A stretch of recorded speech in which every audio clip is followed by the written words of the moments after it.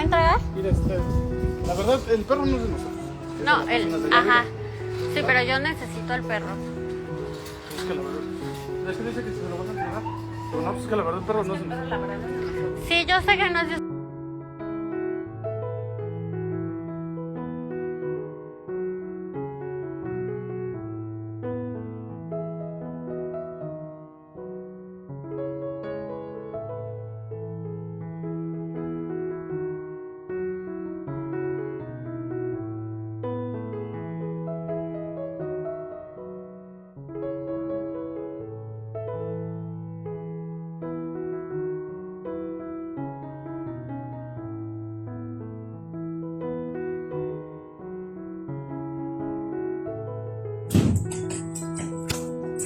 Hola, gordo. Despacio. Ven, papi. Ya llegamos a la veterinaria, acaba de comer. Ya...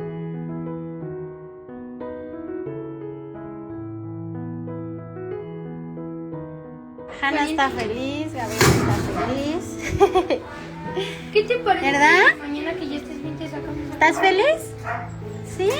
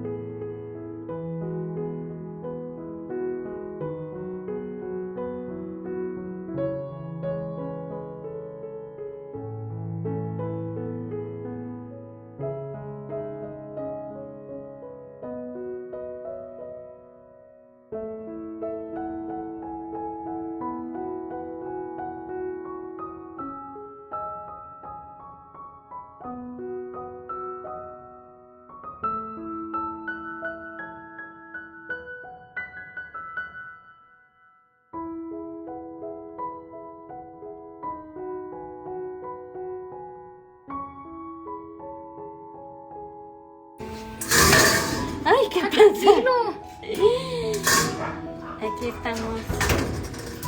¿Verdad, papito? Mira, ahorita necesitábamos traerte porque te van a hacer estudios, ¿ok? Una copro, porque seguro te estar lleno de parásitos.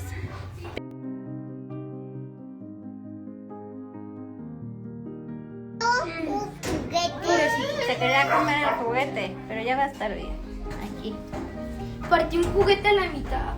Sí. ¿Verdad, Valiente? Sí. Entonces te vamos a ocupar un nuevo juguete para ti. No, porque ahorita no. Quien quiera apadrinarlo, pues mándenos un mensajito. ¿Qué, papito? Hola.